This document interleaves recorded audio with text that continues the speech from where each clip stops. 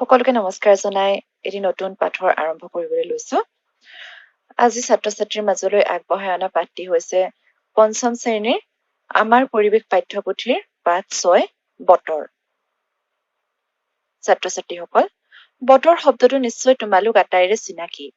আমি ডাৱৰীয়া বতৰ, ফৰকাল বতৰ আদি শব্দবোৰ ব্যৱহাৰ কৰিয়ে থাকো, নহয় জানো? কিন্তু এই বতৰ কেনেকৈ সৃষ্টি হয় জানানে? তোমালোকে আগৰ শ্ৰেণীৰ পাঠতে পাইছা যে আমাৰ চাৰিওফালে বায়ুৱে আৱৰি আছে। বায়ুৰ এই আৱৰণটোক বায়ুমণ্ডল বুলি কোৱা হয়। বায়ুমণ্ডলত নাইট্ৰজেন, অক্সিজেন, কাৰ্বন ডাই অক্সাইড আদি গেছ থকাৰ উপৰি জলীয় বাষ্প আৰু ধূলিকণাও থাকে। বিভিন্ন সময়ত আমাৰ বায়ুমণ্ডলৰ অৱস্থাৰ সাল সলনি হয়। যেনে দিনৰ ভাগত সাধাৰণতে গৰম আৰু ৰাতি ঠাণ্ডা পৰে। কেতিয়াবা বতাহ বলে, কেতিয়াবা বৰষুণ হয় আৰু কেতিয়াবা ধুমুহাৰ সৃষ্টি হয়। বায়ুমণ্ডলৰ এনে একো একোটা পৰিস্থিতিয়ে একো একোটা বতৰৰ সৃষ্টি কৰে। কাষৰ ছবিবোৰলৈ মন কৰাচোন। তাত আমি বিভিন্ন ধৰণৰ বতৰ দেখিবলৈ পাইছোঁ, নহয়নে? প্ৰথম ছবিত দেখা বতৰ হৈছে ফৰকাল বতৰ, অৰ্থাৎ আকাশত ডাৱৰ নথকা বতৰ। এনে বতৰত সাধাৰণতে গৰম বেছি হয়। ডাৱৰ নথকা বাবে সূৰ্যৰ পোহৰ পোনপটীয়াকৈ আহি পৃথিৱীত পৰেহি, যাৰ বাবে আমি বস্তুবোৰ উজ্জ্বল দেখা পাওঁ। আমি আকাশখনত ক'লা ডাৱৰে ঢাকি ৰখা দেখিবলৈ পাইছোঁ। এনে বতৰ হ'ল ডাৱৰীয়া বতৰ। এনে বতৰত ডাৱৰে সূৰ্যক ঢাকি ৰাখে, সেইবাবে আমি বস্তুবোৰ নিস্তেজ বা অনুজ্জ্বল দেখা পাওঁ। ডাৱৰীয়া বতৰত আকৌ সাধাৰণতে বৰষুণ দিয়ে। বৰষুণ পাতলো হ'ব পাৰে, ডাঙৰো হ'ব পাৰে, কেইবাদিনো জোৰা নেৰানেপেৰাও হ'ব পাৰে। বৰষুণ হ'লে অলপ অলপ ঠাণ্ডাও পৰে। এনে বতৰ হ'ল বৰষুণৰ বতৰ। তৃতীয় ছবিত আমি এনে বতৰেই দেখা পাইছোঁ। বহুদিন বৰষুণ নহ'লে বতৰ শুকান হৈ পৰে। পুখুৰী, বিল আদিৰ পানীও শুকাই যায়। এনে বতৰকে খৰাং বতৰ বোলে। চতুৰ্থ ছবিত আমি খৰাং বতৰৰ এক আভাস পাওঁ। এতিয়া পঞ্চম ছবিখনলৈ মন কৰাচোন। ছবিৰ গছবোৰ বতাহত হাৱলি যোৱা দেখিছানে? কেতিয়াবা বতাহ বৰ বেগেৰে বলাৰ ফলত ঘৰ দুৱাৰ, গছ-গছনি আদি ভাঙি পৰে, যাক আমি ধুমুহা অহা বুলি কওঁ। এতিয়া আমি দেখা পালোঁ যে বতৰ বিভিন্ন ধৰণৰ থাকে। বতৰ সদায় একেই হৈ নাথাকে। কেতিয়াবা গৰম হয়, কেতিয়াবা বৰষুণ দিয়ে, কেতিয়াবা আকৌ ধুমুহাও আহে। দিনটোৰ ভিতৰতে কেইবাবাৰো বতৰ সলনি হ'ব পাৰে। কিন্তু বতৰ সলনি বা পৰিৱৰ্তন কিয় হয় জানানে? বতৰৰ উপাদানসমূহৰ ওপৰত ভিত্তি কৰিয়ে বতৰৰ পৰিৱৰ্তন হয়।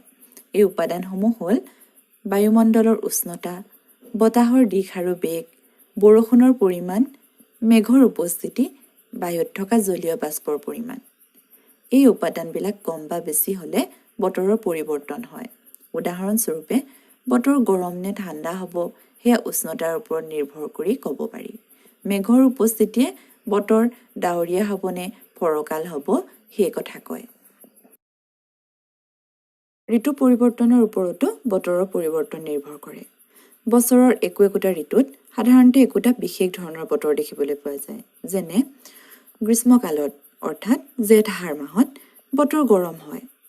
এই সময়ত আম, কঁঠাল আদি গছ ফলেৰে ভৰি পৰে। বৰ্ষা ঋতুত আকৌ বৰষুণ খুব বেছি হয়। এই ঋতুত ৰাস্তা-ঘাট পানীৰে উপচি পৰে, কেতিয়াবা বানপানীও হোৱা দেখা যায়। শৰৎকালত বতৰ ফৰকাল আৰু মনোমোহা হয়। এই সময়খিনি খুব বেছি গৰমো নহয় আৰু বেছি ঠাণ্ডাও নহয়। ৰাতিপুৱা শেৱালি ফুলেৰে চোতাল ভৰি পৰে। নৈৰ পাৰত কহুৱা ফুলে। এই সময়ত অসমত দুৰ্গা পূজা উদযাপন কৰা হয়। হেমন্ত ঋতুত অলপ অলপ ঠাণ্ডা অনুভৱ হয়। পুৱা গধূলি নিয়ৰ কুঁৱলী পৰে। শালি ধান পকিবলৈ আৰম্ভ কৰে। শীতকালত আকৌ শীতৰ প্ৰকোপ বেছি হয়। বৰষুণ কম হোৱাৰ ফলত মাটি শুকাই যায়। তেতিয়া আমি শাক-পাচলিৰ বাৰীত আৰু ফুলনিত পানী দিব লগা হয়। এই সময়ত ডালিয়া, নাৰ্জী, জিনিয়া আদি ফুলেৰে ফুলনি ভৰি থাকে। শাল, চেগুন, আম, কঁঠাল, বেল আদি গছৰ পাত সৰি পৰে। বসন্তকালত শীত কমি আহে। বতৰ লাহে লাহে গৰমৰ ফালে ঢাল খায়। শীতকালত পাত সৰি পৰা গছত আকৌ কুমলীয়া পাত ওলায়। কুলিৰ মিঠা মাতে পৰিৱেশ মধুৰ কৰি তোলে। এই সময়তে কপৌ ফুল ফুলে। অসমত বসন্তকালত বহাগ বিহু উদযাপন কৰা হয়। ইতিমধ্যে আমি ঋতু পৰিৱৰ্তনৰ লগে লগে হোৱা বতৰৰ পৰিৱৰ্তনৰ বিষয়ে শিকিলোঁ। এতিয়া আমি ঋতু আৰু বতৰ অনুযায়ী আমাৰ সাজপাৰ, খাদ্য আৰু থকাৰ ধৰণৰ বিষয়ে শিকিম। বতৰৰ লগত মিলাই সাজপাৰ পৰিধান কৰিব লাগে। গৰমৰ দিনত পাতল কপাহী কাপোৰ পিন্ধিবলৈ বৰ আৰামদায়ক। কপাহী কাপোৰত সৰু সৰু পিন্ধা থকা বাবে গাৰ ঘাম সোনকালে শুকায়। নাইলন, পলিয়েষ্টাৰ আদি সূতাবোৰ হৈছে কৃত্ৰিম সূতা। এনে সূতাৰে তৈয়াৰ কৰা কাপোৰ পিন্ধিলে গাৰ ঘাম ওলাই যাব নোৱাৰে আৰু এনে কাপোৰে আমাৰ ছালৰো অনিষ্ট কৰিব পাৰে। গৰমৰ পৰা হাত সাৰিবলৈ আমি বিচনীৰ বাহ লওঁ আৰু বিজুলী পাংখাও চলাওঁ। কেতিয়াবা ডাঙৰ গছৰ ছাঁত বহি গা শীতল কৰোঁ।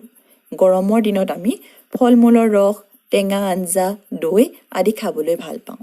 শীতকালত আকৌ আমি গৰম কাপোৰ পিন্ধোঁ। ৰাতি শুওঁতে লেপ কম্বল আদি গাত লওঁ।